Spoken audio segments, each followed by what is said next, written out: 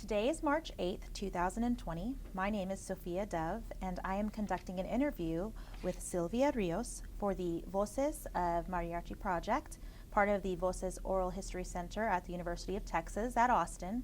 We are in San Antonio, Texas at the University of Texas at San Antonio's downtown campus. Thank you, Ms. Rios, very much for sharing your perspective with us today.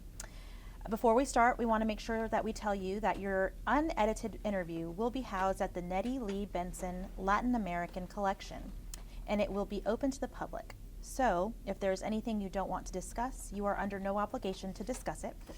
Also, if there's anything you wish to discuss, please make sure that we do discuss that. Please know that if you wish to stop the interview to use the facilities or for any other reason, we can do that, and just let us know. So let's begin. Tell me a little bit about your childhood. My childhood. I was a little tomboy. I used to like to do stuff outside. My dad was real good about showing us how to put a nail on a board, played on a swing with a tire, had a sandbox in the back, rode bikes, went to the park. We were always kept very busy. It was great. We did a lot of things. So we did Flacorico dancing, tap dancing. I took my first lesson, I believe, was piano lessons, and then violin in school, and still doing the dancing, attending church and singing and playing there and dancing there. So it was full of a lot of stuff. We were always busy. It was great. Great. So music sounds like it was a big part of your childhood. Can you, do you have siblings, or was other members of your family playing music also? Yes, ma'am. We all played in church. My dad played guitar. My sister plays violin. I played violin. My mom sang in the choir. We were in several choirs for the period duration of about 20 years. It was church music, but then we also learned mariachi music, and there at the church we also danced like matachinas, and so it was we were centered around the church a lot. That's where we started. I was trying to think of something else.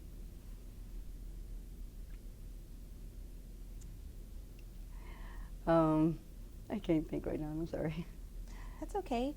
So you mentioned mariachi. So growing up, what was your idea of mariachi, the music, or as a member of a mariachi group? What was your idea? Okay. Yes, mariachi. I loved music in general, and my dad encouraged us, after we learned the classical in school, he encouraged us to practice with him, and he hired people to write music for us so we could learn the songs.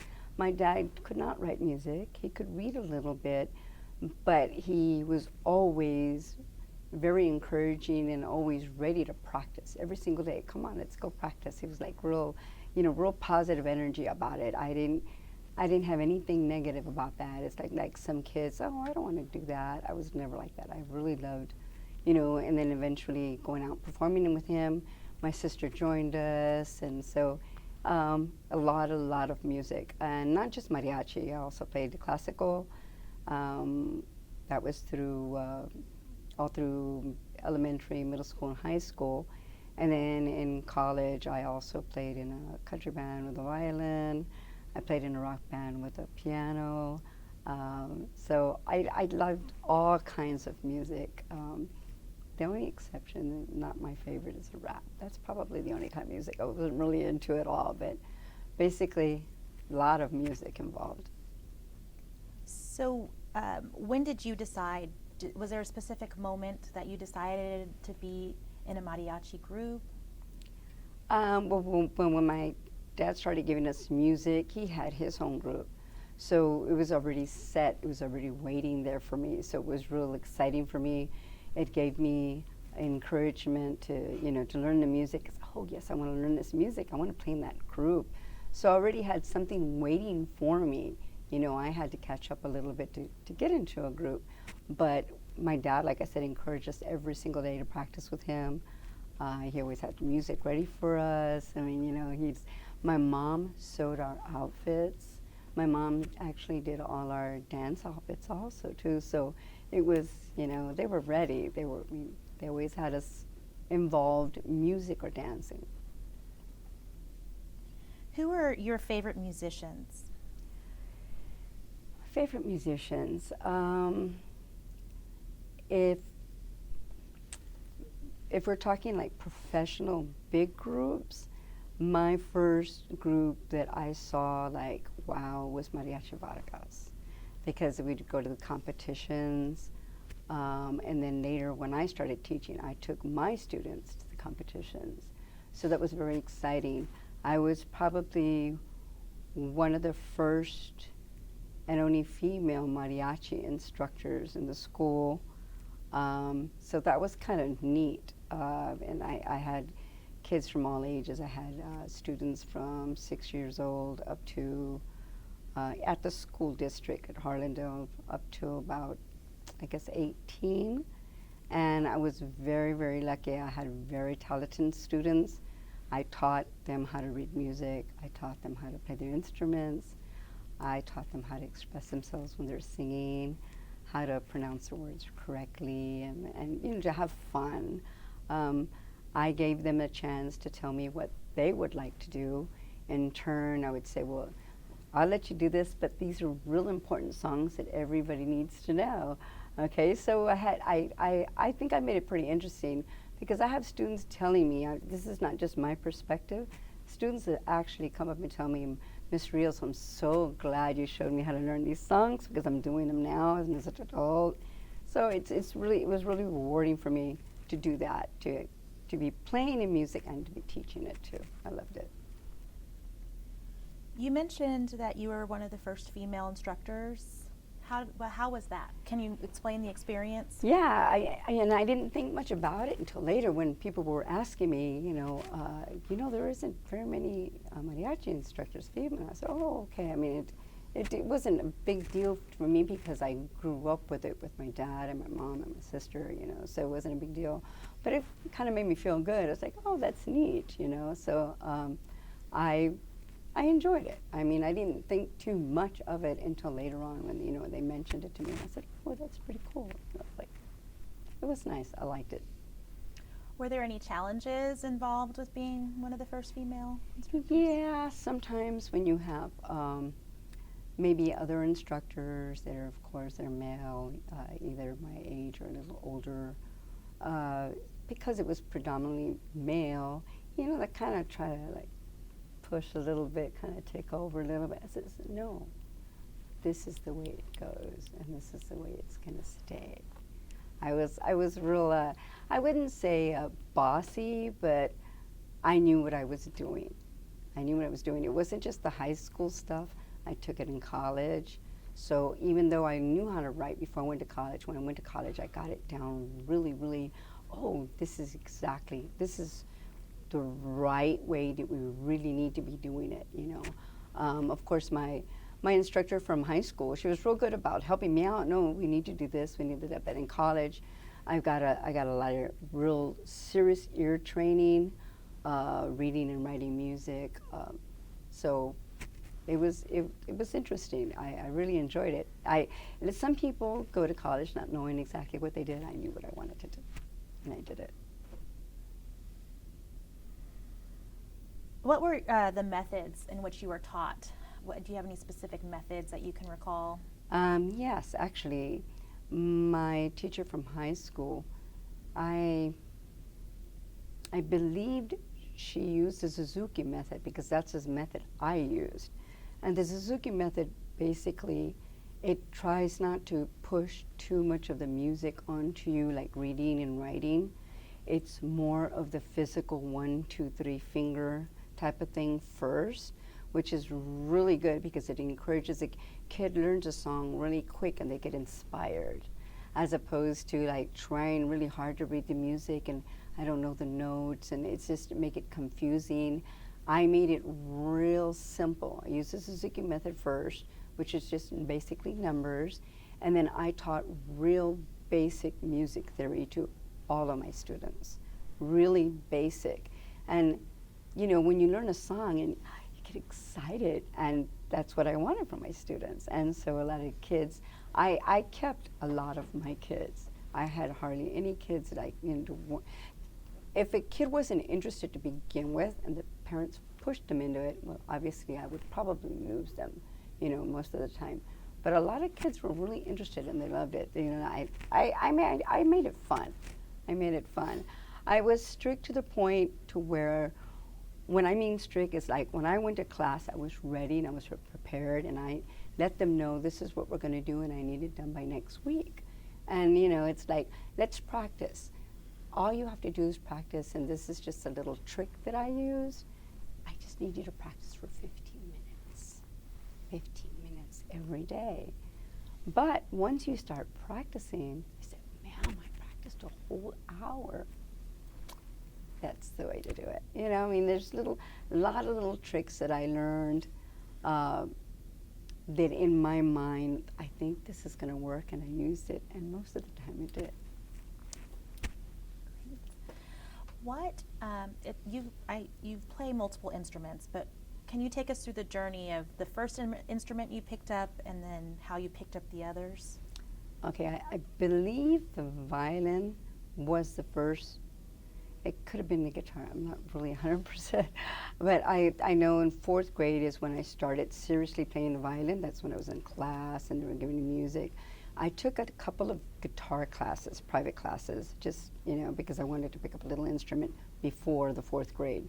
So I picked up the guitar, I had a couple of lessons, but then of course 4th grade, that's when I got into the violin.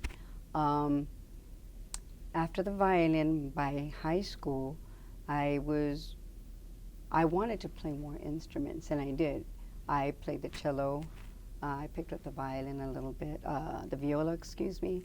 It's a different clef, so it was a little bit more difficult. The piano, I took a couple of piano lessons, and in high school I was playing classical, I was playing a little bit of country, and on the piano I played classical and pop rock, so I was, all kinds of music. Different instruments. I picked up more instruments later, but in that time, those are the instruments that I had picked up. How did your family feel about you learning music? It sounds... Oh, they loved it. They were excited, and I was too. They loved it. My mom was like, oh, how is it? How is your class today? She was always asking me.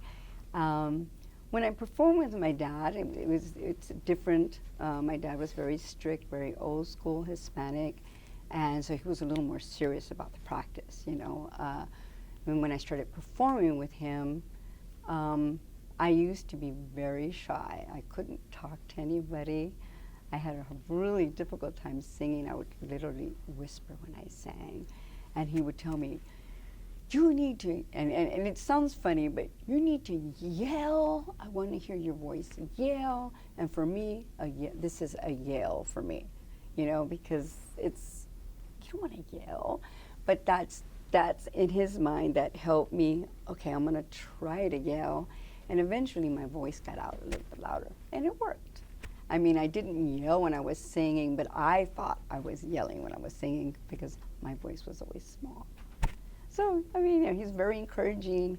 He was every single day, come on, just a little bit, let's practice a little bit. And so they were different. My mom was a little bit more on the softer side, more excited, more you did a great job, and more encouraging. But Dad was a little bit more strict. So I had, that was good, a little bit of both. So was your dad a mariachi? Yes, we all started in church.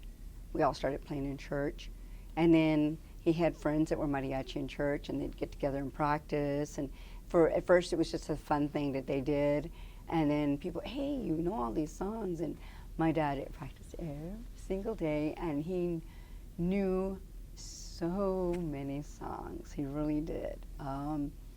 Eventually he had his own group, which we played with for many years. When he got much older, like in his 60s, he started playing down at the river, just because it's easier for that. At the river, it's a trio, and you're just playing what you want, and people are asking, you know, playing what you want. It's a different atmosphere as far as getting, and he used to do this too, but he used to play for weddings, debuts, and parties. It's a little bit more demanding. So when he got a little bit older, he wanted to like slow it down, and he played at the rivers as long as he could. And what about your experience? Do you have the similar style? Tell us about your career as a mariachi. Okay, I started traditional mariachi with my dad, and then the first big group I entered was Mariachi Nacional. It was a very big group. It was a 12-piece group, all male, was the only female. And they were very serious, twice a week practice, very difficult music, which I did not have a problem with. They had music. I could do some stuff I have a very good ear for music too. I could actually listen to music, and just because I wanted to, I would go home and transcribe the music myself, and it would just help me, it would help me keep it, you know. So that was really serious music, mostly traditional, a couple of little, you know, pop tunes, just very small selections of pop tunes with that group. I was the only girl. I brought in my sister, and then we brought in 2 more girls. And the difference with this group, well, with my, I got to take it back a little bit. With my dad's group, I did wear pants. I wanted to wear pants. And it's real funny, and it's not, one of the main reasons, and this is just funny, but one of the main reasons people don't realize when you're playing outside, you're playing on the grass, these little bugs get under your skirt. People don't think about that. It would drive me crazy. I couldn't stand it. I want to wear pants. And my mom made me pants. And then when I got into this all-male group, I told them, I will get in, but I want to wear pants. And they said, sure, whatever you want, whatever you want. And I have some real beautiful, intricate, I still have them to this day. I have 4 outfits in their pants. And they have gala, they have greca, we have a burgundy with pink, we have a blue, dark blue, we have a gray, black. I have at least, like I said, 5 outfits that were very intricate, and with hats. We did some pretty good big performances, like what is it? I'm sorry, the festivals that they have, parades and stuff sometimes. So we played quite a bit, you know, here and there. But, so that was a big first group. From there I did freelancing for many years, just because I wanted to have the freedom to play and perform when I wanted to. And then, of course, getting married and having kids had a big reason for that too.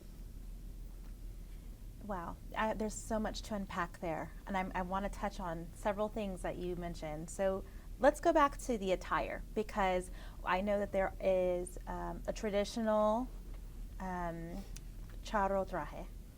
So tell me more about the evolution and how, if there were any challenges specifically that you endured in promoting your pants, that you wanted to wear pants. Yeah, well, like I said, with the first group I had pants, and after that, well, freelancing, I wore skirts. Everybody wore skirts. The women all wore skirts at that time. That was back in the 80s. They all wore skirts. There wasn't any other group that wore pants. So I had to go with it. I wore skirts. I didn't fight it. It's like, you know, not a big deal. But when I did get into the next group, which was also, no, this was an all-female group, they were also skirts. They would not do pants. And I was with them for a little while. It didn't last. It wasn't a good fit for me, the girls. I'm not used to, at that point, I had not been used to working with girls. I was used to working with guys. Guys are different. They're a little more respectful. They stay on the side over there and the girl over here. You know, but with the girls, you know, there's little. So I didn't last in that group very long. And then I went to another, after that, I think let me see, Guerrera, and then I went to Guerrera. I played with another group, another all-female group. with Jose Torres. I can't remember the name of the group right now, I'm sorry. But they were also skirts. It wasn't until actually this group that I'm in right now is the only group that we all wear pants. So it took a while for me to find a group that actually did a lot of stuff that I enjoyed. And it's like they do not just traditional music, we do a lot of English pop music, and the attire is I love it. It's so colorful, so many different colors. We wear off-shoulder blouses. We have different color sash for the different. We have like about 6. In all, we have I think I have about 20 outfits with that group. I have 2 different kinds of dresses, red dresses, like Christmas, shiny kind of thing. And this is like the best group that I've been in. And I really enjoy it. They're all female, but it just works. The director in the group that I'm in, I taught her how to play violin 25 years ago. So when she called me, I was like, oh, it made me feel so good. She goes, Miss Rios, I hear you're playing bass. And I said, yes, I am. Because at the beginning, I only played violin. I knew how to play the guitar, the bass, the piano, but I didn't play them. I was just, everybody knew me as a violin player, so I just, I just went with it. And then I'm finally, I guess about after 15 years, I was getting a little bit bored. I needed a change, so I started to pick up the bass, and I had never had a bass lesson before in my life. I was actually teaching bass with, the basics, because you just need the basics. And when she found out, she called me and she goes, would you like to come help us out? And I was like, so excited. A former student of mine asking me to go perform with her, so wear pants. We do have skirts for special occasions, for like when there's a funeral, that's usually when we wear the skirts. Or sometimes they will request, can you guys wear your skirts? Yeah, sure, But we mostly wear pants. That's right. Great. So tell me more about this band. What's the name of it? Where do you all perform? Mariachi Las Coronelas. The director is Vanessa Del Fierro, which, like I said, she used to be my student. We've performed in a lot of places. We do work, actually, I would say a good 4, sometimes 5 nights a week. Most of them are private, parties, weddings, debuts, whatnot. But we do have 2 places that we do perform at. We play at the Embassy every Thursday, and we play at Bentley's every Fridays. We have been to Washington, D.C., Santa Fe, New Mexico, Amarillo, Marfa. We also play, it's not very far, but we play in Bernie, Floresville, Castroville, San Antonio, of course. We play all over. I'm trying to think if I left some places out. Southwest. We will be performing with Willie Nelson on the 19th. I'm trying to think of some other places. I think I covered most of them. I probably missed a couple of them. But we do travel quite a bit. We really do. And I do have another job. I'm a substitute for Northeast, and I've been there 14 years. I do mostly primarily bilingual classes. They really need somebody who speaks and reads and writes Spanish. But the good thing about subbing is that I work when I want, and I love working with children. Now, prior to that, I was teaching at Harlandale Music. We moved to the north side, and it was difficult. My children were little at the time, so I had to give that up, and I stayed home for a little bit, very little bit, because my husband goes, I can see you're getting stressed. It's a little bit too much. You want to take a little break? I said, yeah, sure, I do need a little break, But somebody said, you got college hours, don't you? He says, you can be a sub. Do you think you want to be a sub? Oh, that sounds good. I applied, I got the job, and I've been there ever since. And I only do elementary. For me, the kids, when they're small, they're ready to learn. It's just, I have the patience and the compassion to work with smaller kids. I do not have the temperament to work for children who are disrespectful and older. I just can't. I mean, that's school. With the mariachi, I actually taught, the youngest student I had was 6 years old, and the oldest student I had was like maybe 60 years old. I used to teach in San Marcos, Texas. We used to go, when I was with Mariachi Nacional, they contracted us to go over there to teach. And so I've taught a lot of places, you know, performed a lot of places, a lot of groups. I know a lot of mariachi people, all the people on the Riverwalk, Caporales Nacional, Campanas, Damas de Jalisco is another all-female group. I have 2 students, former students that are in that group. There's a whole bunch of groups out there, and I'm sorry, I don't remember all their names, but it's been a really great. I can't stop music. I stopped a little bit when I had my babies, like for a couple of months, but can't stop it. I'm going to go back to your childhood or your upbringing. How did people in that time or society view mariachi music? Well, because we were in church, we saw a lot of mariachi that came from the church. So a lot of the people that played in church were in a mariachi group. Okay, so they went to church and played. So I was around that a lot. The only thing I can say is there probably wasn't really too many women out there yet when I first started. There was children that were playing like in church, but not actual mariachis. But it was there. I mean, it was there. I've seen mariachis since I was really young, everywhere. It wasn't like there wasn't any mariachis. There's always been a lot of mariachis here in San Antonio. What churches do you remember?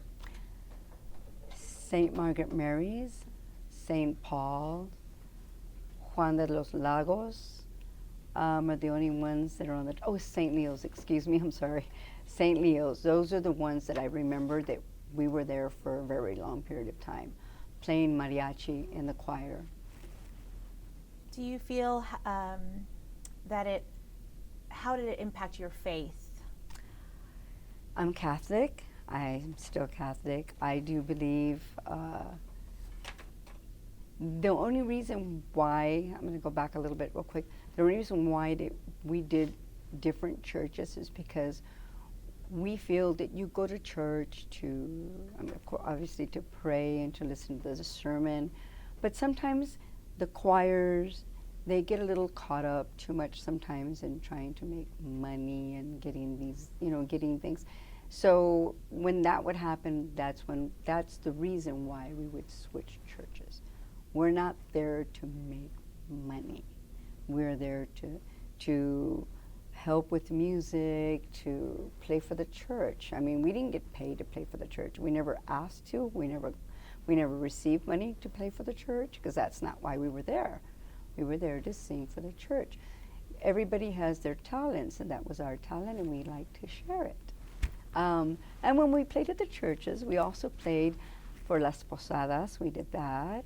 We played for Christmas, we would go play to the senior centers and hospitals sometimes.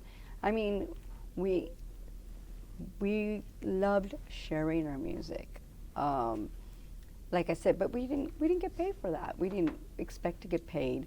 Now, when you go out and play mariachi for private, that's different. Okay, but some of the churches would get too much involved in raising money, wanting to raise money, wanting to do this. Let's do this. Let's make that. That's not what we were there for. We were there to help the church, but it was getting out of helping the church. So that's a point where we decided, okay, we need to find another church that's doing what we're there for. And what was your experience like interacting with parishioners? They loved us. I mean, they appreciated us.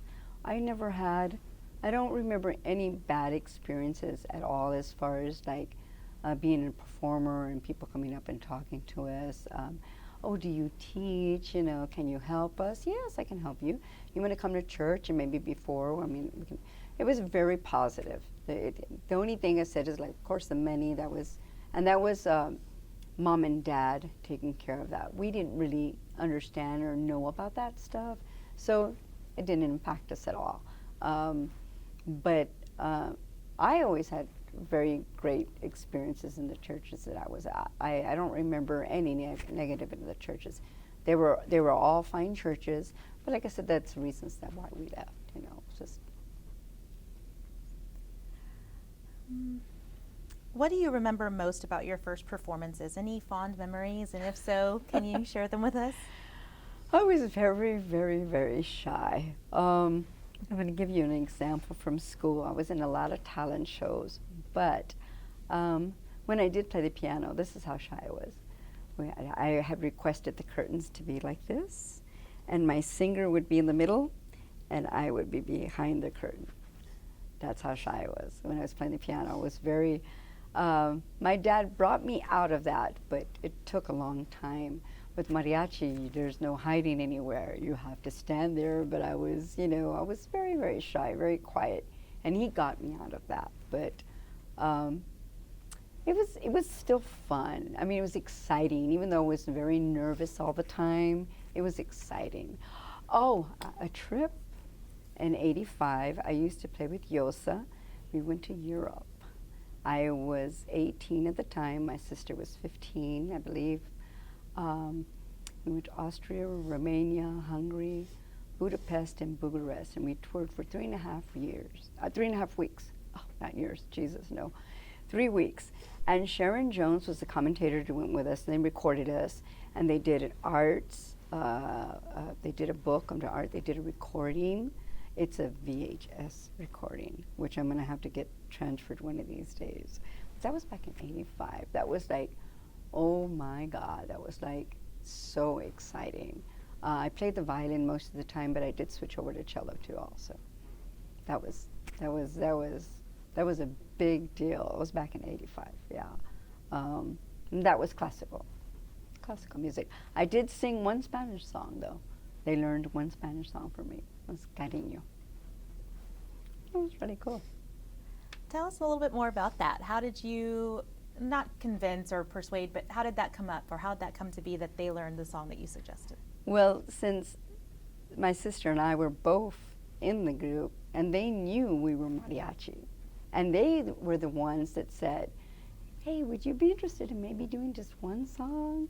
You know, we're touring, and it would be really exciting, I think, for, you know, people over there in Romania to hear, because Romania, Austria, the language is really close to Spanish, believe it or not. We had books, and, you know, we had to learn certain words, and they were very easy because they sounded really close to Spanish. And so that's the reason why they had asked us, can we do maybe just one Spanish song? I said, yeah, I can. I was still pretty shy, but I was, you know, at that point in my life, I was starting to come out a little bit, you know. So I was like, okay, sure. It's going to be exciting. I'll be nervous, but yes, I'll do it. How did that go? It went great. There's a recording, and eventually I'll get it. I'll have to put on a CD and get it out there. But it went really, really well. I enjoyed it. I had a great time. Something came up while we were discussing about back to the parishioners and the transition from church to church. Did any of the parishioners follow you all because they were fans, or because they just really enjoyed your specific group? Yes, the musicians, some singers, not everybody, but we did have, you know, a couple of people that felt the way we did. And so what church, we all talked about it. What do you think about this church? And we think, oh, I think this church, let's try this church. And we'd go and talk to the director. We're musicians. We just want to come and perform. You don't need to get paid. Whatever uniforms you want to use, however you want us to dress, you know, we don't have to be a mariachi. What they would do is use this I'm going to blank here, but I'm going to describe the shirts. They're shirts, guayaberas. Guayaberas is what they used to use for the choir. And those dresses that, and I can't think of the name either, they have like little flowers all over them. They're Hispanic, Mexican-looking dresses, you know, that type of thing. So, you know, it was a little different. So it was nice, yeah. Did you, I have a question about the Mariachi Nacional, because you mentioned it was 12 members, all male except for you. Tell us about that experience specifically. I mean, what challenges did you face? They were very, very serious musicians, which was great for me. I always enjoy a challenge. I loved it. They had music for the director wrote most of the music, and he was an excellent writer. And I'm boasting, but I'm a great sight reader. You put the music in front of me and I can look at it, and I can probably play most of it on the first time. But his music was difficult. I had to take it home and practice it, and that is like, it just lit me up. I was like excited. And I'm very good friends with all those. In fact, one of the gentlemen that's in Roy Quintero, he's in Caporales. He has his own group. He used to play in that group with me. We were friends, very good friends. We still are. There's a couple of gentlemen that were here that were all, maybe there was one more gentleman here that was also in that group. And so we practiced twice a week. It was very serious. We were always on stage on mics. You could hear everything. I practiced every single day. I did. I really did. I mean, I practiced with my dad, but that was just kind of more fun, getting to know music kind of thing. My dad wasn't like super strict, like perfectionist, just learning music. But this group was serious, and it was great. I loved it. I loved the challenge. It was very exciting for me. What types of gigs did you all look for as a group, or how was that decision made? The director, he did all of that. We had cards, of course, that we'd hand out and say, well, you call the director and you get information. We did weddings, debuts, parties, just like any other group. We did do performances like Oyster Bake, Niosa. We performed a little bit here and there out of town.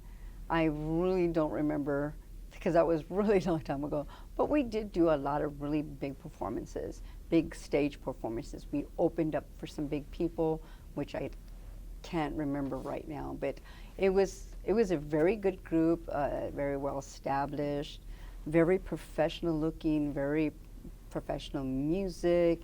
It was a very serious group. The very first very serious group that I was into, you know. It was a great experience. I loved it.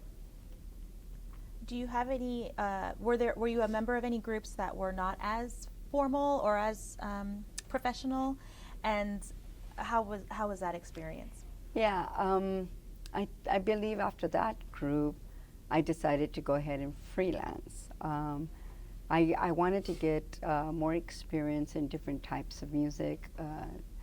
And I mean, like in any other job, there's some groups that are just not as organized, or they're just not they're not so particular in how they look, and they're not as neat and stuff like that. I mean, that's like with any other job. But for the most part, they were like as far as like person to person, they were very respectful of me. Everybody knew my dad. My dad is a force not to reckon with. He is a big Hispanic male, very strict, very old school. Just the mention of his name, oh, you're Wences' daughter. They were like, you know, respect. I had the respect just because of my father. So that was really nice, because I didn't have to, as a woman playing with other men, I didn't have to really worry, or didn't get too much of, you know, I didn't have to deal with men being disrespectful with me, because just to mention my dad's name, that was like, oh, you're Princess's daughter, okay. It's like, so that you know, I was lucky to have that, because not all women have that, you know. I mean, just like in any workplace. But it was good, and my sister too, of course, obviously. And then another thing, because my sister and I, we don't look anything alike. Oh, Sandra's your sister? Oh, I got that a lot, and she got that a lot too, because we played together for a while. But then, of course, we went. She wanted a different style, and I wanted a different style. So you know, but we played very, very well together. I mean, she's my little sister. Everybody thinks she's my older one. She's the little one. So it was fun. It was interesting. It was fun. I can't say I had any really, really bad experiences. I can't. I really can't. Just like any other little job, you know, you have little things, but overall, it was a great experience. I'll never stop. What about the audience? You know, you mentioned Oyster Bake and Nyosa. You know, those are open areas with the general public. Have you ever had an experience where you were kind of set back, or just felt uncomfortable? Well, with the guys that I were with, they were very protective of me. We were like brothers and sisters. So I was never actually alone anywhere when I performed with them. Never. There were always one or two of them with me, and they were very protective. So if I did have any, I really don't remember them. There might have been, a little bit, but the minute they would see guys come in, they were right there with me. So I was very lucky. So I don't really remember. I don't have any negative memories on that. So I was lucky. For mariachi groups, there are so many. So is there competition, or how does that work? Yeah, sometimes. So there's different levels, obviously, and I think for the most part, the more professional ones, the ones that are real serious, those they do kind of compete, and not in a bad way. They're like, oh, they're playing that song. I'm going to learn that. We're going to learn that song, and we're going to, that kind of thing. But I've never had like, I seriously, not a bad like, oh, I hate your group kind of thing. I don't. Sorry, I couldn't quite hear you. Could you please repeat what you said?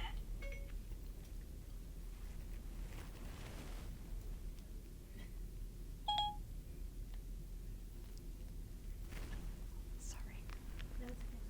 She heard my voice. Yes, so there's different levels. So you tell me more about that. Yeah, the older one, like I said, the serious ones, the larger groups, the serious ones, yes, they will compete. Like, I'm going to try to do that one. I'm going to do it a little bit better, type of thing, a little bit. But I seriously don't remember negative, like, why are you doing that, or getting mad. I don't remember that. I really don't. If it was there, I didn't see it. Especially like so when I was with the guys talk differently around a girl. They're not going to talk, So if that happened, I didn't really hear it. I really didn't hear it, fortunately. So that's okay.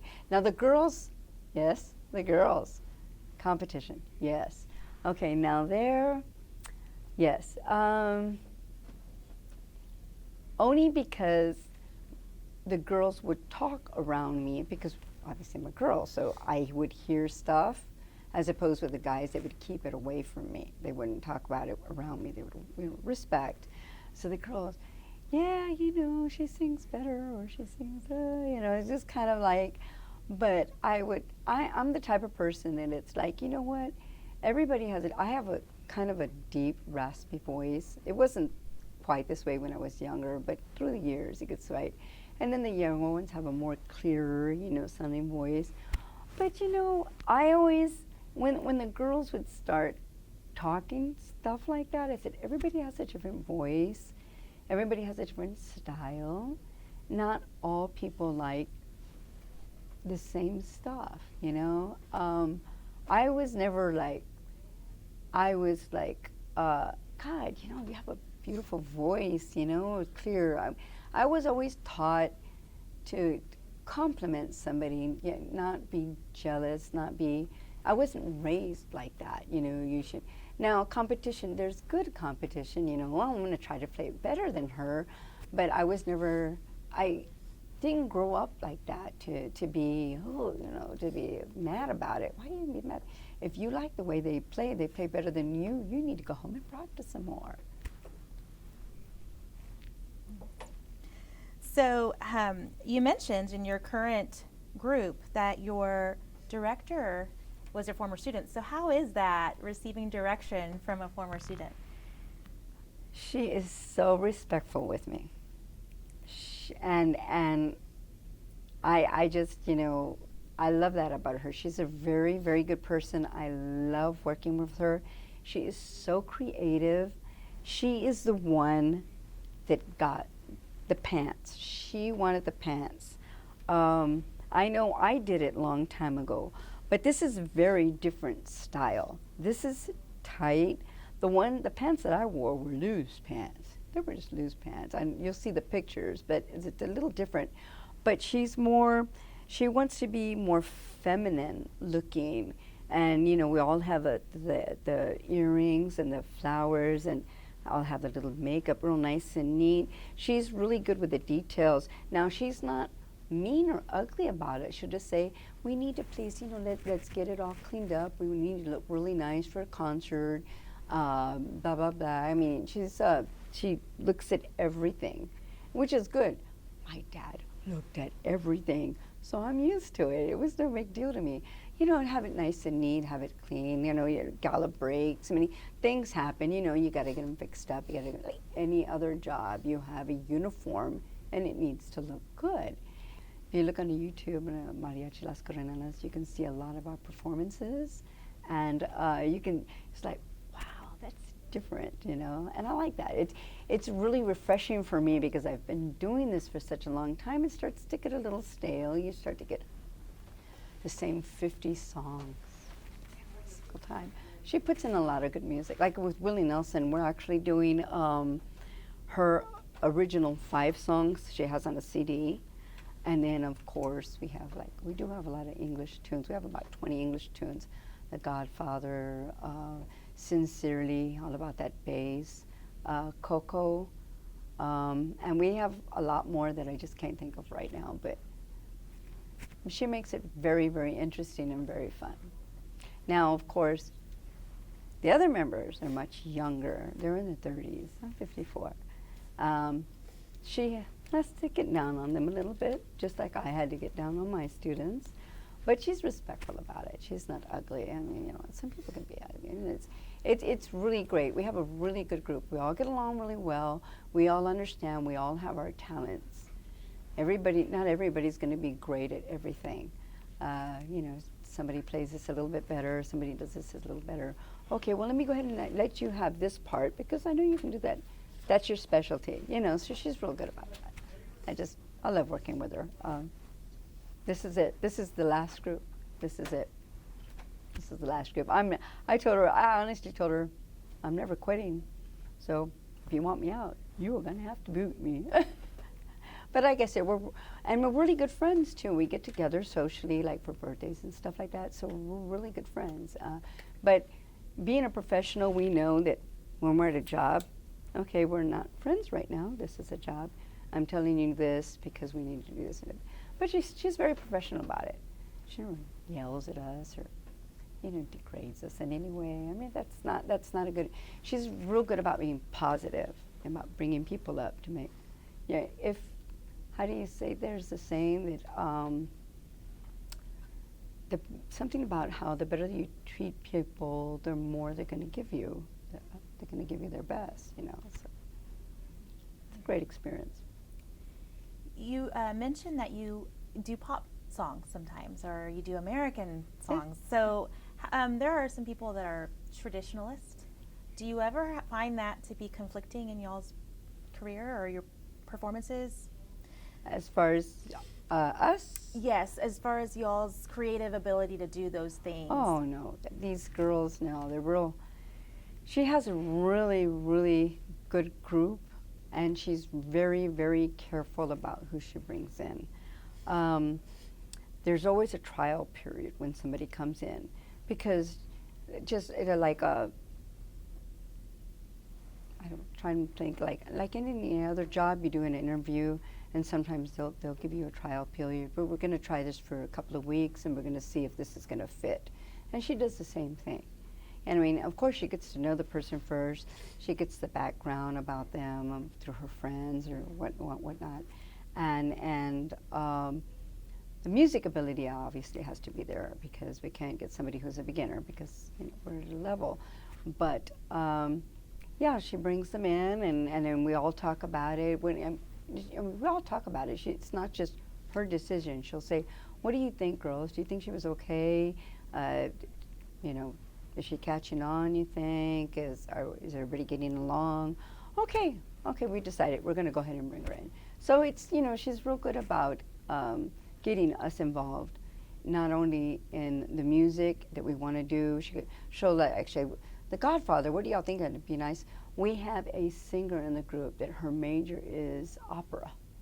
She graduated, I believe it was UTSA, and she's an opera major, and she sings The Godfather, and she plays the violin. Yeah, so we have a lot of different people that have their specialty, have things that they do really well, and we bring it all into the group. Since we're on the topic of tradition versus contemporary styles, we talked a little bit about the skirt and how it was impractical with the bugs coming up. I realized. That was me, yeah. That was me. Tell us a little bit more about how that has evolved, from traditional to contemporary. Okay, the pants, like I said, there was a physical reason for it, but they're just, to me, it's just more comfortable. I know it sounds weird, but it's just more comfortable for me, and a lot of the girls like that, like the group that I'm in. So that's one of the things that it's like, okay, I like this, I like that, I like this, I like that. Oh, I think this is going to work,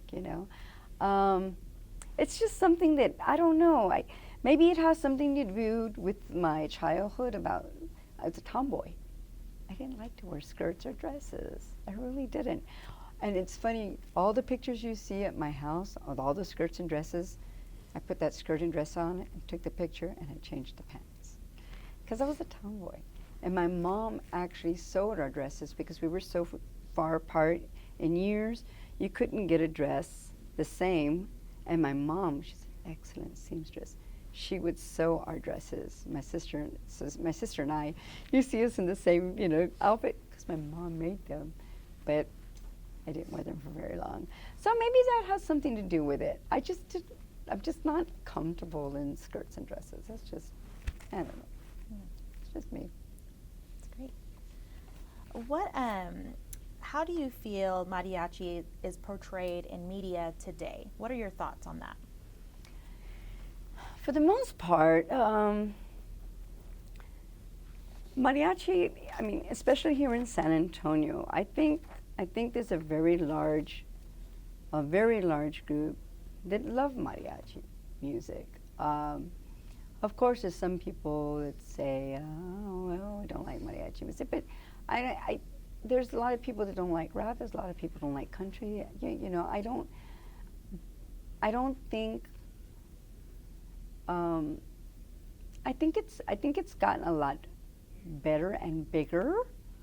Of course, we do have a vast majority of Hispanics in San Antonio, and maybe that has a lot to do with the growth of the mariachi, But I do notice, because they have it in school, that has a lot to do with it. But the only problem that I see is that it's still mostly South Side. All the schools on the South Side have mariachi. They teach mariachi, because I used to be there, and I used to teach mariachi over there. So when I went to the north side, it was like, there's no mariachi over here. Now they're trying. I've had a couple of principals come up to me because I've performed at the schools, and do you think you can implement the program over here? Can you help us? I said, the only problem is that it has to be a group effort with elementary, middle, and high school. You can't have it just in the elementary, because then when they go to middle school, it's not there, and then it disappears. So that's the only reason why it's not so much on the north side. They just haven't got it going yet over there.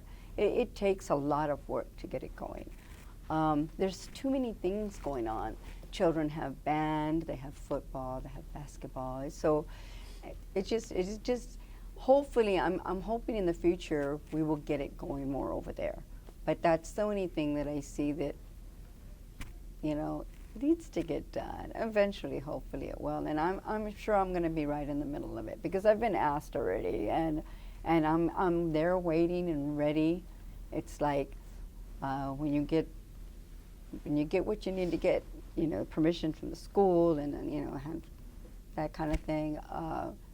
I'm ready, so I'll probably be in the middle of that. You mentioned that you were freelancing for a while. So how did you market yourself?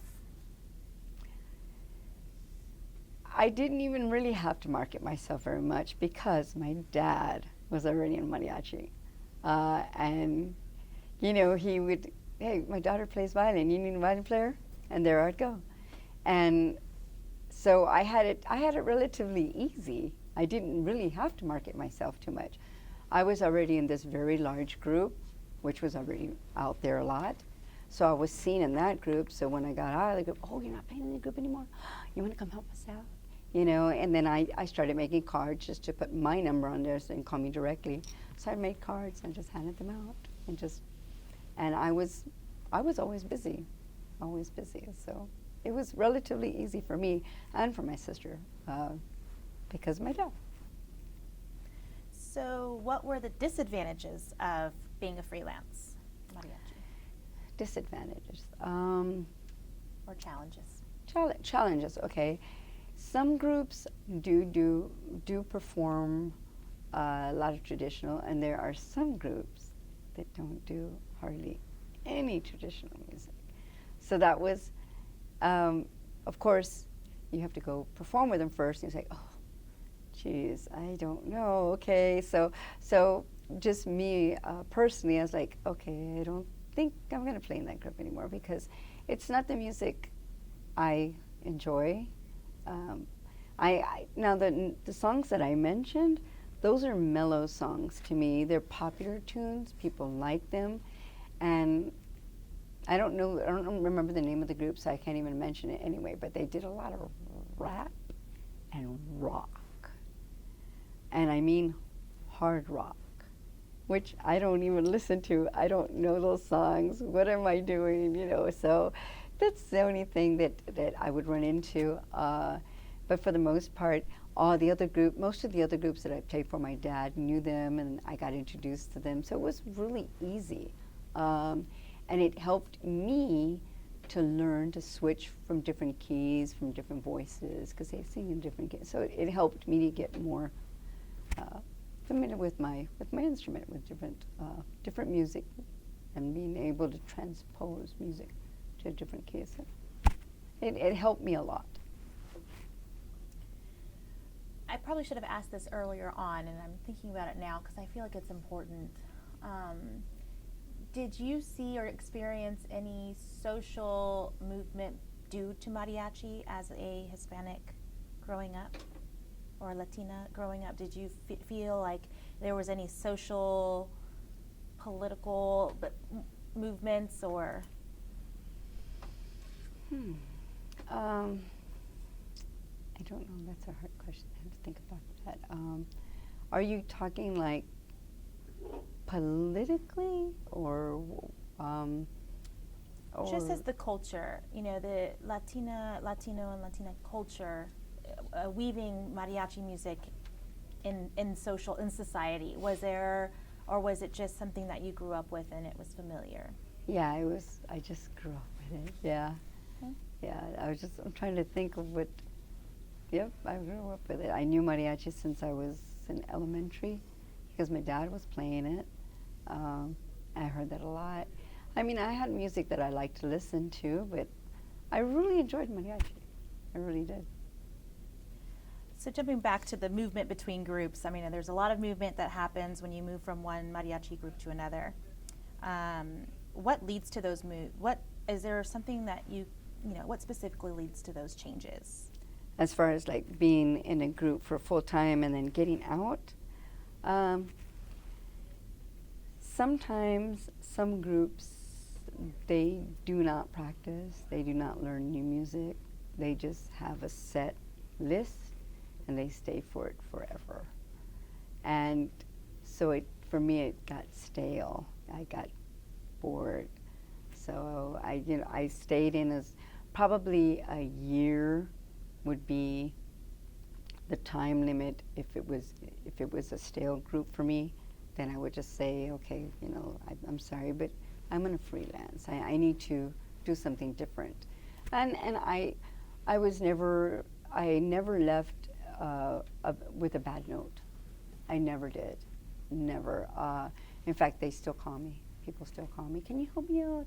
I'm short of bass today. I say, yeah, sure. And I don't mind. But that would be that would be pretty much the main reason that I would leave a group. That would be it.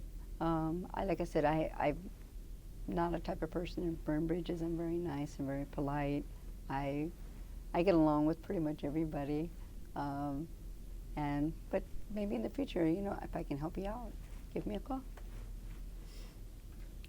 Would you ever lead your own group? Have you considered? I already had my own group. It's been a while. It's just a lot of work, and at that time, I believe I had my children, and so I do have a lot of energy, but working with the children, going to school, picking them up, doing this, doing that with the children, and then doing the contracts. That's what makes it difficult. You can't just say, hey, I'd like y'all to come Thursday, and you give them a price and say, okay. You have to get a contract because things happen. They'll say, oh, we forgot to call you. But if they give you a deposit, they're going to remember to call you. So deposit, and you have a group. And I had a small group. I didn't want a big group. I just wanted a small group, get some new music going, just making money, just, performing, all that, getting outfits. I wanted to be a little bit more in control. And but it's difficult because if somebody can't go, then you gotta have to find a sub for that person, and so it gets a little stressful. And then, like I said, with the kids, and I did it for a little while, and I said, no, I don't think this is for me. I think I just rather relax and just help other people. You mentioned motherhood. So how was that balancing motherhood, your career? I was very, very lucky. I have a mother that I trust with my life and my children. So it wasn't difficult for me because I could drop them off at my mom's, and she was very good at following because I have the same beliefs and I had the same rules that she had with my children, as far as like eating junk food, playing out on the street, going to a friend's house. I need the name and number of that person. You need to talk to the mom. You drop them off, you pick them up. We had the same ideas with the children. So I had no worries dropping them off. And at that time, I didn't work too much during the week. It was mostly weekends, so it didn't interfere with school time. They still went to bed at the time they were supposed to go to bed. This group, however, my children are older, so it's much easier. We play at all hours, all during the week. We play at least during the week, I want to say at least 3 nights during the week, every Saturday, sometimes Sundays. And I work 3, 4, maybe 5 days during the school subbing. But that's just my choice. I love doing it. Sometimes I'll just do 2 days. If we have a really hectic schedule, maybe I'll just do 1 day. So It's a very big difference from when they were children, yeah, and now they're older. It's just. And your children, have they carried on any musical talents? They have the talents, but they don't. Oh, no, one does use it. I take it back. Okay. My younger one, and there's a really cute picture with him playing the vihuela, and he's doing rock on the vihuela, and he has a Christmas hat, and he's going. It's just adorable. He did learn mariachi very young. He was 7, and we were just practicing together, just having fun with the guitar. But when he got into middle school, I got him in the band. He plays trumpet. Does not like mariachi music, but because Daddy plays trumpet, okay, I want to go do that. So, you know, they weren't really into mariachi too much. The older one, he did play the violin. Oh, he's such a good violin player. But then the sports come into play, and it was just too much. But they do pick up the instruments once in a while, and they play stuff. So I told them, you don't have to do it professionally. You don't. I was just excited that they learned, that they wanted to learn. Mom, can you teach me electric guitar? Yes. Let me go get the guitar. I'll go get teach you it's not notes, it's I can't remember how I'll remember in a minute, I'm sorry. But I taught them both music. The little one plays piano. One summer he was bored. Mom, he was already playing trumpet, so we needed new music. And, Mom, can you teach me piano? Yep. I got my first book right here. It's right here. I keep all my books. I have music from when I was in the 4th grade. I have all my music. So I pulled out my book and I showed him, and he learned that summer. Picked it up like that. And every once in a while, when he wants to show off or have fun, he gets on the piano. So they do music, so I'm excited and happy about that. They don't do it professionally. It's okay. My younger son, I take it back. He does rave music on the computer. He has 3 screens. One screen, he's coding games. One screen, he's making music with a friend of his from high school. And another screen, he's doing his schoolwork. Criminal justice at St. Mary's. And he's an engineer. He's working part-time. They're going to take him full-time when he finishes. The older one's Air Force, married, and has my first grandbaby. So they're doing great. They do music on their own for fun, and that's enough for me. You mentioned a grandbaby. Yes. Do you intend on teaching or passing down any kind of musical talents? Yes. I've been to Alaska 3 times. I was there in June for a month, and then when I went, in September for 3 weeks. In December, when I went for Christmas and New Year's, I taught her how to walk. I was there for a month. And I get her to get a little thing, and then we pounce. We do little, so I teach her rhythms. She's only a year, she just turned a year. But I teach her rhythms, shaking with the music, listening to music and shaking, and that's how you start them. Yes, I am. You mentioned your husband plays the trumpet. He plays the trumpet. When I met him, he wasn't playing it. He played it in high school and band. But my husband has a photographic memory. It takes me about 3 weeks to write all the trumpet parts because it just takes time. I have to listen to it every day, and then I can write it. I'd give it to him. He'd read it once or twice, and he had it memorized. I went, are you kidding me? He has a Bible. I call it the music Bible. It's this thick of all the music I wrote for him. And we joined this group in New Braunfels. It was an easygoing group. It wasn't a serious group. And he joined, and they said, hey, get your wife to come. You know, that's when I was freelancing. I said, okay, sure, I'll go. I said, under one condition. I said, yeah, you have to learn all of my songs. Because I sing a lot of songs, and they've never had females in their group. I had all the music. They all came all the way to my house to practice once a week, and they learned all my songs. And I was in. It was fun. That was a fun group. It wasn't a hardworking, stress, got to get all this stuff. It was a fun group. We did good music, fun music. My husband was there. I had a chauffeur. He drove me to New Braunfels every time we went. I had a great time. That was about 3 years. We played together for 3 years. But then hubby said I was a little bit too bossy, only because I know music a little better than he does, and so I would have to correct him a little bit. But he's a good drum player. He's a very good drum player. It was fun. I'm glad you mentioned that last part. I was going to ask how that affected your marriage in. I mean, I didn't think I was bossy, but I guess I am a little. It comes across to him as bossy because he's my husband, and I'm going to talk to him probably a little bit differently than I would talk to a student. So, but it was no big deal. It's like that was yesterday. No big deal. We're not the type to harp on the past. I mean, we laugh about it. But it wasn't a big deal. And then, who got out first? I think I got out.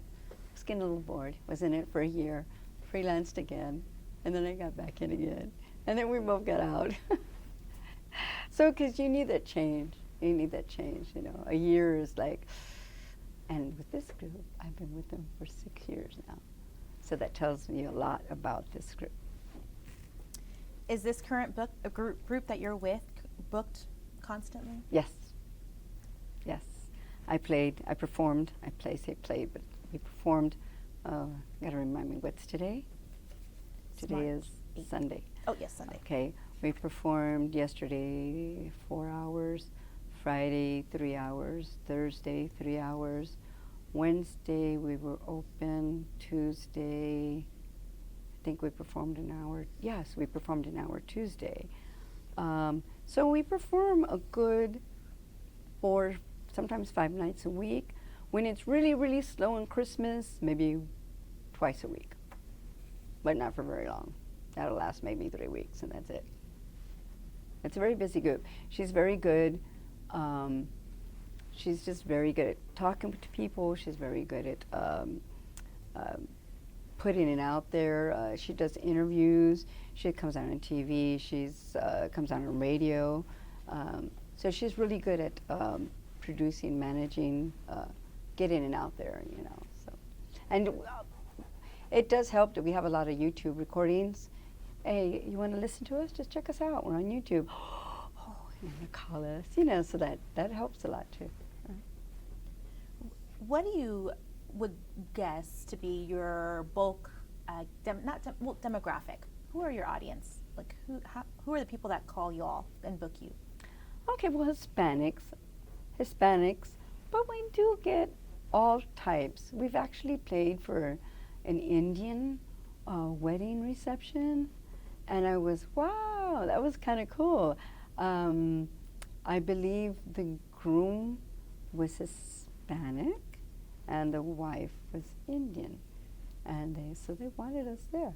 And they had heard music before, and then they had us. We've played for all kinds of people, not just Hispanic, but I think the larger would be Hispanic, but we've played for all different kinds of people. What has been your personal favorite experience as a mariachi? Personal experience. Favorite. Oh gosh, it's just so many.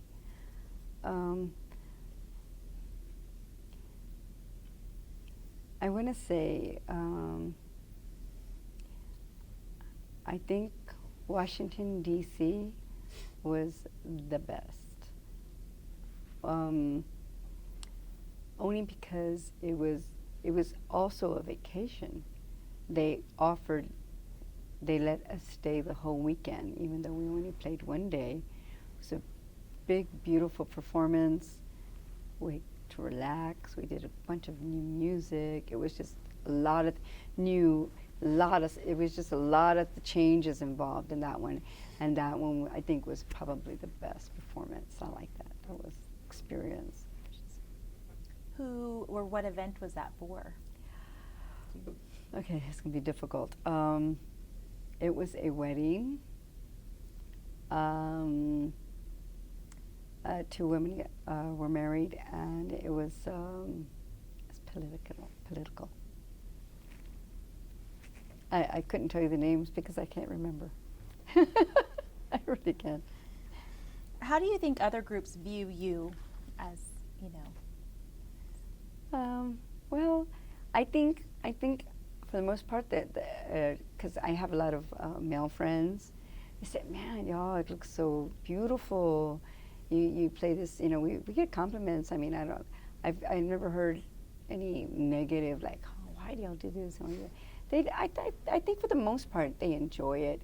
I think the negative would come from the women, maybe, because we all have different. Let's see, how can I say this?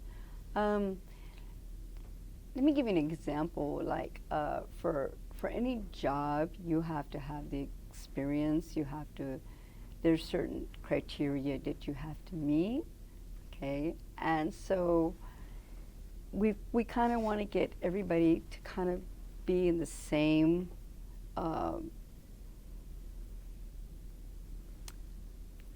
Trying to find a nice way to say this.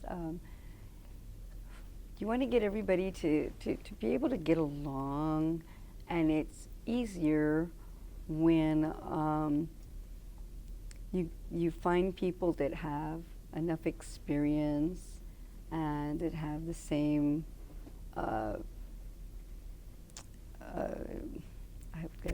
My words. I'm lost for words right now. She's real careful about how the people that she picks, and there's a lot of things that she looks at. And one of the things that she looks at is neat, professional, and then other groups. Some groups are like just a different style of music, and that's how they pick their people. The way that they dress, or the way that they look. Okay, so some groups are looking for this. This is what I want in this group, and this is what I want in this group. So I don't want to be any more specific than that, but it's just you want to find what fits with your group. Yeah, whether it's looking the same, playing the same, feeling the same, thinking the same about the music type of thing. Do you ever feel pressure to look or act a certain way? I don't. The only thing I do is when we are in our uniform, just a small example, people are always offering us drinks because we're mariachi. All mariachi drink. Not all mariachi drink. But you can be professional about it, you know. That's the only thing that we have to just, if you're in your uniform, and my director, she's really, really good about this. Bring a change of clothes and we'll go out and we can be ourselves, you know. So that's the only thing. When you're in uniform, you gotta be professional, you know, but I don't know how to explain that. Are there other stereotypes or anything that, misconceptions about being a member of a mariachi group? Yes, most people think that all mariachis drink. Most mariachis are, and of course this is more coming from the male side, that they're all, picking up girlfriends and, that kind of thing, yeah, that's a misconception, because you're out there drinking, you're in the public eye, and they're all coming at you in pictures and blah, blah, blah. It's a misconception. Now, I'm not saying it doesn't happen or that doesn't go on, but not everybody drinks a lot. Not everybody does this a lot or whatever a lot. It's just like any other job, especially like you see. Willie Nelson, George Strait. Some of them smoke, some of them drink. You see where I'm coming from? It's like not everybody does that. So that is a misconception that people will have with mariachi also. Same thing. Does it ever upset you the way the media portrays mariachi, maybe in movies or? I'm not easily offended. I take everything in stride. Everybody has their right to their opinion. It doesn't mean that it's going to affect me. That's just the way I am. I'm not easily offended. If somebody offends me, I will give them the benefit of the doubt, Maybe they didn't realize they were offending me. And sometimes I'll say something, you know, just kind of question it a little bit, and sometimes I won't. It's not important to me. It really isn't. Unless it's something really, really, you know, really, really offensive, then I might say something. But I'm really easygoing. It's like, I know you didn't mean to say that. Yes, that came out wrong. Okay. What kind of advice or guidance did you offer your students, particularly female, you know, for the career in mariachi? Did you offer any kind of advice? If a guy can do it, you can do it. I never really pointed out, oh, there's just so many guys, we need more girls. I never really talked too much about that, because some people don't notice things until you point things out like that, especially when they're little. When they're little, they're just gonna listen to what you tell them, and of course they're gonna hear stuff, but for the most part, especially the parents of Hispanic, you're gonna say, you can do it. You can do it, whether you're a girl or a guy. I noticed that most of the parents, that's the same way that they feel. And that's the way I was. It's like, doesn't matter, you can do it, you can do it, you can do it. I was always positive about that. Do you think mariachi work is sufficient enough to make a living on it? Oh yeah, definitely. There are a lot of groups out there that, and I don't know about, not too many whole groups, like the whole group. Like for instance, our group, we have, I have a nurse, I have a teacher, she's studying nursing. Everybody, like I said, in our group, we're not full-time mariachi. There's only maybe 2 of us in the group full-time mariachi. So does it become necessary, you think, to take on a regular, like a part-time job? Just like in any other job, if you're really good at it, you don't have to. What is the most difficult part of being in a mariachi group? Sometimes, let me think about that for a second. What's the most difficult about it? Say it one more time so I can hear it again. What is the most difficult part of being in a mariachi group? Okay, I guess initially, finding the group that you enjoy and you want to stay with, and then being able to work with everybody. Everybody has a different personality. Not everybody likes the same stuff. So I think that's probably, to me, can be a little difficult. That, and then sometimes it's difficult when you have so many different jobs, everybody's to get together to practice. So that's kind of difficult sometimes. Not impossible, but sometimes it's a little challenging to be able to get everybody together, because there's 10 of us. And normally when we do the 10, it's usually a really big concert. We don't do the 10 very often, so it's not too bad. Do you all learn how to improvise, or how do you all stay in sync? Yeah. Sometimes, you know, she's real lenient about that, about if we change a little something up, just as long as we're together. You know, she's really good about that. So there's not a whole lot of stress and a whole lot of, there is a little stress, mind you, because, you know, you're like trying to get this practice done before we're doing this really big job. I'm not saying that, but she's really good about she's the type, let's all breathe, let's relax, we're gonna have fun with it. She has a lot of positive energy, and that makes a big difference, because I've been in other groups and they're really like, oh, it's the negative energy and all this stuff, and it sounded bad the other day, and it blah, blah, blah, and I was like, oh, okay, well, it was yesterday, can we forget about that now and move on? She's not like that. She's real positive energy. Okay, we made a mistake, it's okay, let's just fix it for next time, you know. And it's like, okay, I can work with that. In this particular group that you're in now, do you interact with the audience, or have you had groups that you're a part of where you interact, and how does that work? Yes. Because I'm the bass player, I cannot interact with people too much. When I do sing, I do a little bit, but especially when we have the stage, I cannot. But the violin players, yes, they go down, and because we have like 5 violin players, at least two of them will go down, and if it's a dance song, they'll pick up somebody to dance with. We get people clapping on some songs where the music stops and you're supposed to clap. All About That Bass, yeah, we stop there. There's another song where we stop and you have to clap, and so yeah, she's really good about interacting with the audience. Yeah, she's really good at that. Have you all ever received criticism for adapting songs like All About That Bass, or?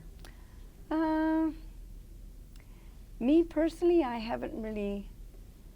really haven't heard. As far as you're talking like public-wise, I really haven't heard. I haven't heard anybody complain. Why do you do this? No. Nah, they're just excited and they loved it. We're doing that song. Oh, that is so cool. I love that song. And no one's like, oh, you didn't do it exactly the way it was supposed to be. I haven't heard that. What is your process to learn new songs? Listen to it over and over and over and over and over and over. Because if I listen to it and if I can hum it, I can play it. That's my process. I listen to it in the car every single day, and it helps me to keep it in my head. And then when I practice it and I'm playing it, I can tell I'm playing it wrong because I already have it in my head. What's the most enriching part of being in a mariachi ensemble, and why? In a mariachi Ensemble. Well, it's fun. You have friends. You're learning music. You're helping each other out. This group, we help each other out. You know, it's like, and I'm the type of person. I'm not perfect. You know, I'm anywhere from perfect. But I like to ask my director. I said, "Is this okay, or would you like to have it this other way?" You know, we're real flexible. We help each other out. I even help violin because I'm a violin player, and they'll even come and ask me, "Sylvia, how do you get that staccato, or your wrist? How do you get it?" I said, "Well, look, if you can play it slow, you can play it fast. You have to play it slow." And this is from college. This is information that I learned from college. If you can play it slow, you can play it fast. You can't, because when you tend to listen to the song is going fast, and you want to play with the song. It's just something that most people want to do. You know, you have the music and you want to play with the song. No. Listen to it for a little while first. Get it in your head. Sit down and try to play it slow so you can get every note. Because if you play it fast and you mess up a lot, that's gonna stay. So if we play it slow and you play it right, it's going to stay right. What is your favorite song to play? Oh my God, I know I should have had that ready. Because people really, we honestly have every job. Play y'all's favorite song. I have about 200 songs. Let me see, which is my favorite song? Okay. I have a favorite. It's called a Potpourri, and it's 3 songs put together. And I love those 3 songs because they're, aside from the fact that they're very popular tunes, they're tunes that you can interact with the people, and it's called Potpourri Ranchero. I used to sing all the 3 songs by myself when I was in the male group. In the female group, she sings the first song, I sing the second song, and then sing the third song. So to me, I think that's one of my favorite songs. Yeah, I gotta say, it's a fun song. We get to interact with the people. It's a good song. What is the name of the song that you sing? I know the words. I'm trying to remember the name of the song. borrachita de tequila, llevo siempre la alma mía para ver si se me calma la tequilera. I think it's called tequilera. I'm not sure. I'll have to think about it, but I think it's called tequilera. How does that make you feel when you perform that song? Oh, it's cool. I love it. I just stop and it's talking about drinking and having fun. So like, how can you not have a fun, be happy with a song that's talking about let me see. I'm trying to transcribe the.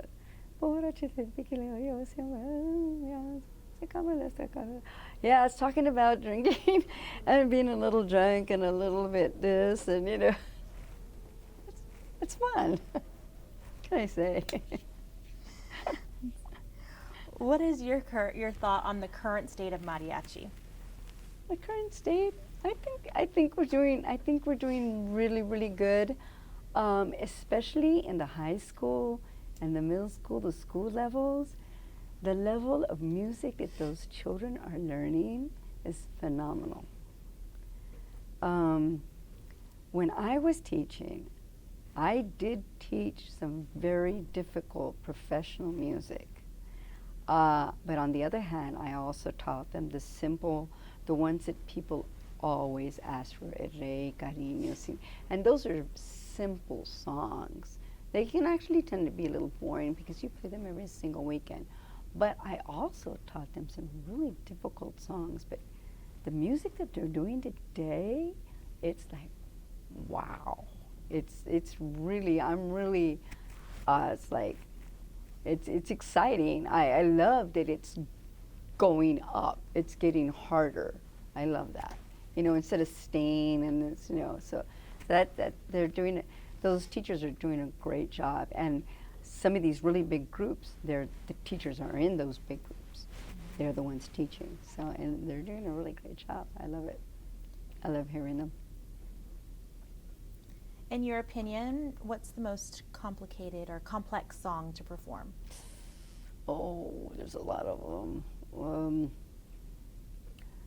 There are a lot of complicated songs out there, but the ones that I recall or think of are classical pieces that have been transposed to mariachi. Give me an example. This is not a classical piece, but it's called Las Bodas de Luis Alonso. It's a very difficult piece, but it's a beautiful piece, and that's the only one I can think of to give you the name, but there are a lot of songs out there that have been transposed from classical to mariachi, and they're very difficult, but they do a great job. I mean, if you're going to do that song, you're going to practice and it's going to sound great. Otherwise, it's like, what are you doing? So, and we know that, so we won't do it. Have you gone and performed at any competitions, or have you competed in any competitions or festivals, performed at festivals? The group that I'm in, at the time period that I've been, I have not been to a competition per se with them. They did compete, I think, 2 years before I did, and they went to, I might be wrong, but I think they went to Canada because they won the competition. I want to say, I might be wrong, but I know they went someplace. But by the time I got in, I've been in 6 years. I'm trying to think of a competition. No, just big performances, really nice big performances, but no competitions. What about in your youth? Oh, yes, all the time. What was that like? All the time. It was exciting. It was great. The competitions from Vargas, I used to go to them when I was a child. And then I took my students when I got older. Yes, it was great. It's exciting to meet and learn from, like, Vargas, for instance. They have the music and they have the books and the techniques and everything, and it was very, very exciting. How do you feel that influenced the community today, the Vargas? Oh gosh, people want to hear really good music, obviously, and we are getting really good music here. And it's, whether it's being brought to us, like Vargas, or all these really great groups that we have here in town, I think for the most part, everybody really enjoys and appreciates all this great music that's coming. I think it's going really, really well. I love it. Do you remember the first time you heard Mariachi Vargas?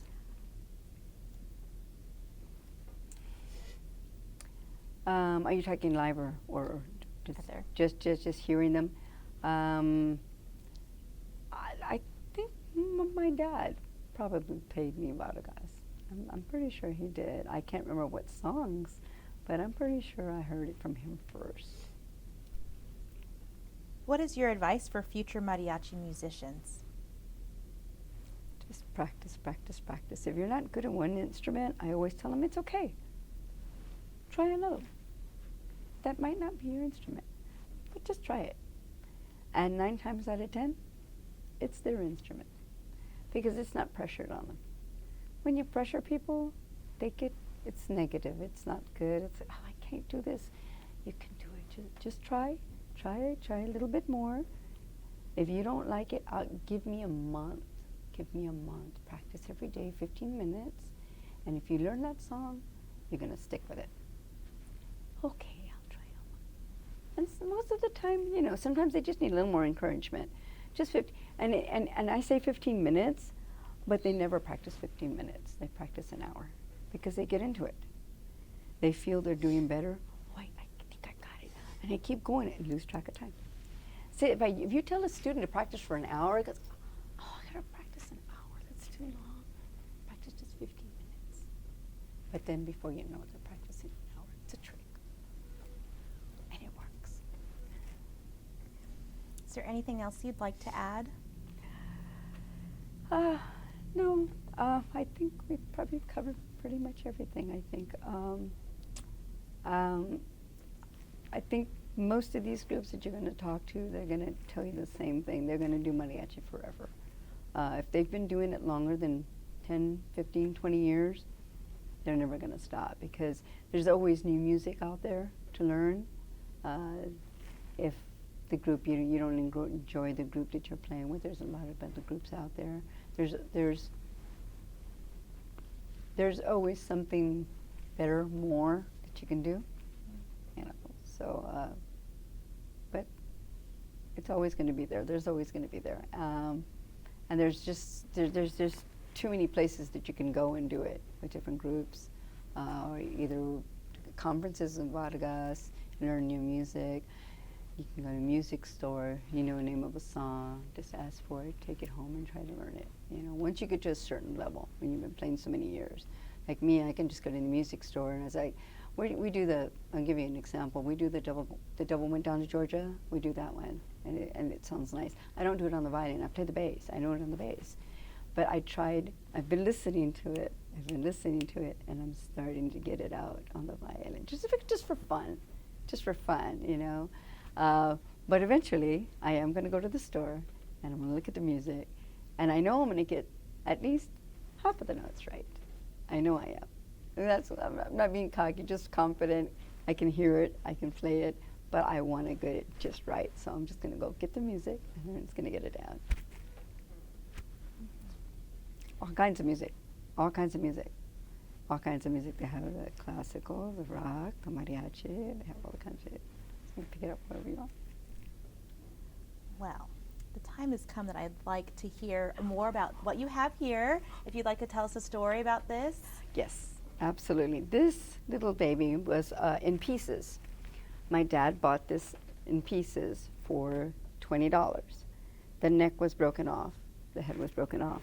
I didn't break it. And I painted it just because I wanted to. It's a Stradivarius copy.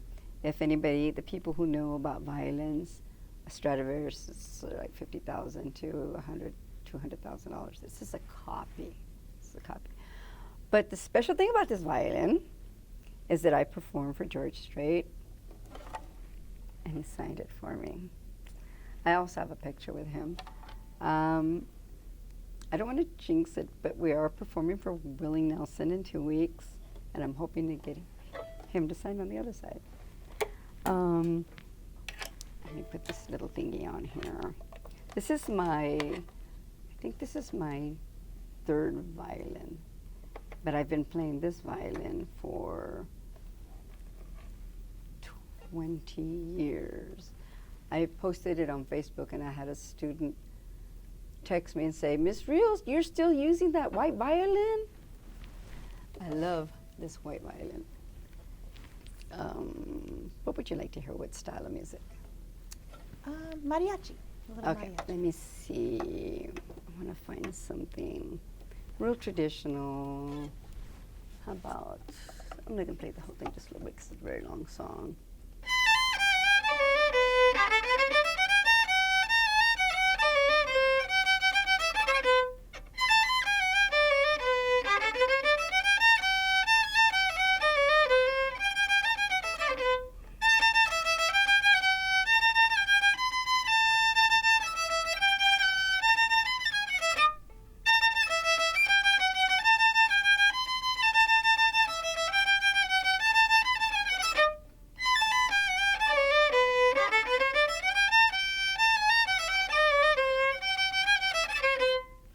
Part of it because it's a very long song.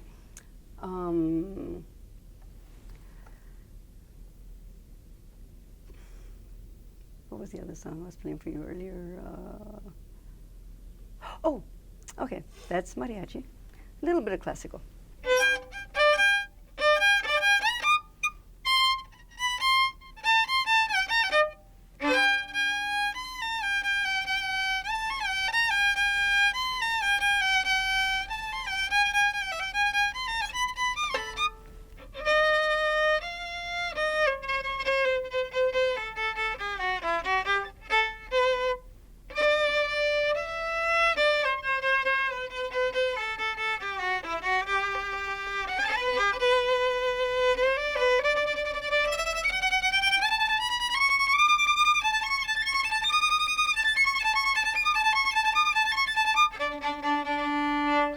Really long song too, so I want to cut it there. It's classical, a little bit. It's a long song too, but.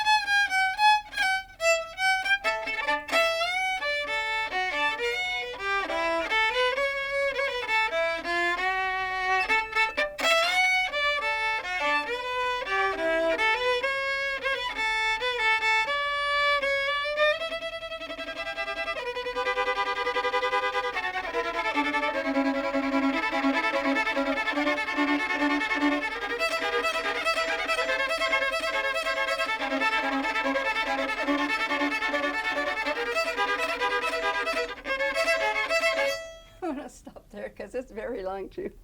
There's country, mariachi, classical, country. Oh, I gotta play a little bit of this one.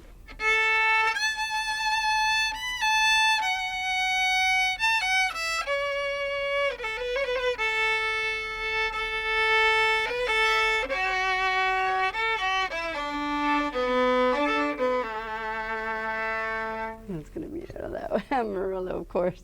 We actually play that one in the mariachi group that we have. What other styles? I think that's it. I did mariachi, country, classical. Yeah, I'm trying to think of this. But this is my baby forever. See, it's good. I painted it.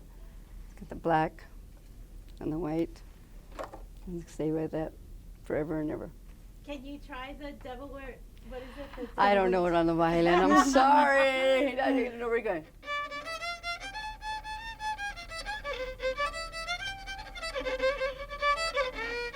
Don't. Nah, you can't. That's pretty close. I don't know it. Close for not having looked at music. I don't know it. I don't know it. I've just been listening to it. I can play it on the bass. That's amazing. I don't know that one. I want to learn it. I don't know what they do. I can do that. I can do that part, but that's actually pretty easy. Thank you. Thank you so much. You're welcome. Yes, thank you.